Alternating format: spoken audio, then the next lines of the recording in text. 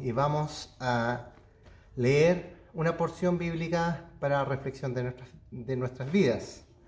Vamos a leer en Mateo capítulo 26, versículo 36, y un solo versículo, y tiene por título Jesús ora en Getsemaní. Entonces llegó Jesús con ellos a un lugar que se llama Getsemaní y dijo a sus discípulos: sentaos aquí, entre tanto que voy allí y oro. Esto también lo encontramos en Marcos 14:32, y aquí se menciona el mismo huerto llamado Getsemaní. El huerto quizás de olivos, había un huerto, una plantación de olivos, y en realidad el lugar no se llamaba por simplemente llamarse Getsemaní. Vamos a ver por qué tenía este nombre este lugar. La palabra Getsemaní en griego es Getsimani. Esta palabra es de origen caldeo y significa prensa de aceite o prensa de aceitunas.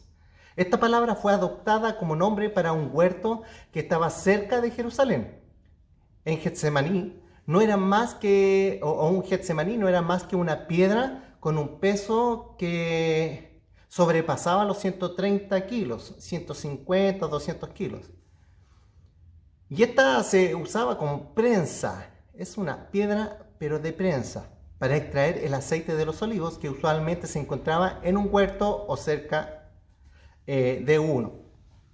Por lo tanto, ¿cómo funcionaba el Getsemaní? Y es de aquí que viene el nombre del huerto Getsemaní. Es debido a la prensa. La prensa es la que se llama Getsemaní. Luego de ser cosechadas las aceitunas, eran colocadas en un gran tazón para ser molidas con una piedra de molino. Esta es otra piedra, no es la misma piedra del Getsemaní o la prensa. Esta es una piedra de molino para moler. Y esta piedra, de la cual también aquí encontramos esta piedra que también Jesús habló y se refirió a esta piedra. Y citamos, dice: pero cualquiera que haga tropezar a uno de estos pequeños que creen en mí, mejor le sería que le colgaran al cuello una piedra de molino, de asno, y lo hundieran en lo profundo del mar. Esto aparece en Mateo 18:6. Por lo tanto, al dar vuelta la piedra del molino, que es una piedra nada más que y exclusivamente para moler, la cual era movida por un asno, pues era muy pesada, y esta piedra sí era pesada, 400, 500 kilos o quizás mucho más. La piedra rodaba sobre las aceitunas y las molía hasta hacerlas pulpa, o sea, más que triturarlas, prácticamente las hacía pulpa, con carne, con cuesco, con semilla, con todo. Y esto quedaba hecho una pasta, una pulpa. La pulpa era recogida en cestas especiales que habían y colocadas bajo una enorme piedra en un hoyo, el cual se conocía como Getsemaní. Aquí ya estamos hablando directamente del Getsemaní, con el que se empezaba a extraer por el enorme peso el aceite. Bajo esta gran presión, el aceite de las aceitunas fluía de las canastas hacia un hoyo debajo. Los grandes pesos y la viga usados para prensar el aceite eran el Getsemaní. Es un conjunto, ¿verdad? De la prensa en total era llamado este objeto o esta prensa Getsemaní. Por lo tanto, se acostumbraba que el primer aceite que se extraía, porque cuando usted tiene una prensa para hacer aceite de oliva, se sacan 3 prensados. Primer prensado, segundo prensado y tercer prensado. El de mejor calidad es el primer prensado. Y así, hacia atrás, segundo y tercero son de menor calidad. Los 3 sirven, los 3 se usan, pero el primero es el de mejor calidad.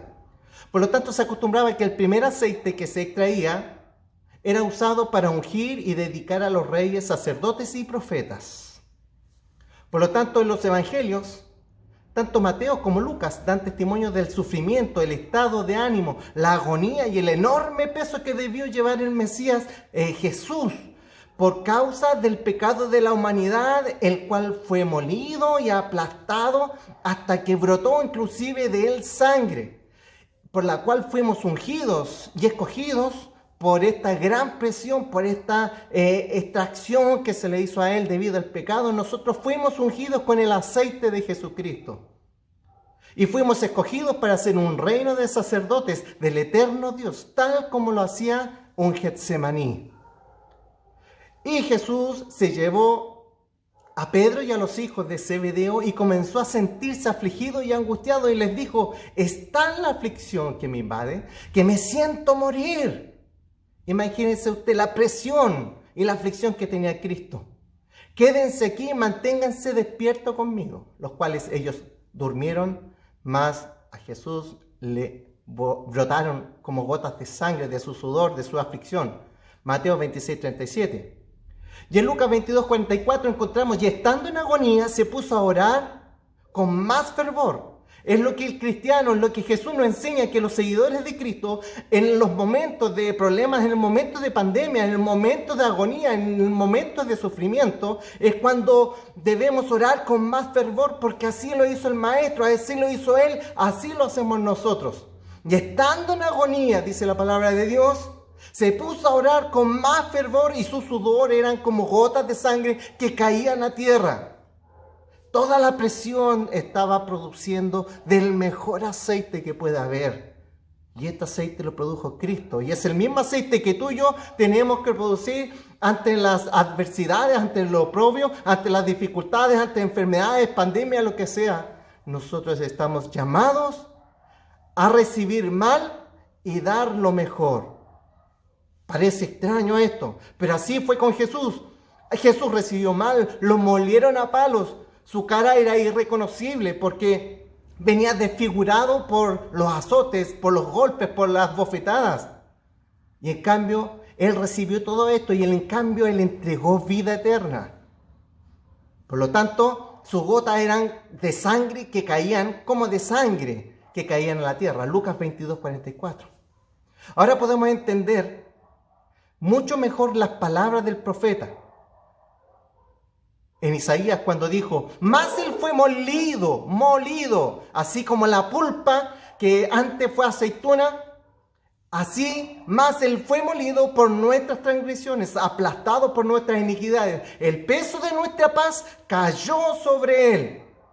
Él soportó la presión de las pesas del Getsemaní, de la piedra, el peso del pecado. Él la soportó y lo apretó, lo estrujó y produjo del mejor aceite. Y por sus heridas, dice, el peso de nuestra paz cayó sobre él. Y por sus heridas, de las cuales brotó sangre, hemos sido sanados. Isaías 53:5. Por lo tanto, amados pastores, de esta experiencia ha salido el aceite espiritual, que sana las heridas y las llagas espirituales de ustedes, mías, de nuestra congregación, de toda la humanidad. Que Dios bendiga esta palabra y esta reflexión en nuestras vidas.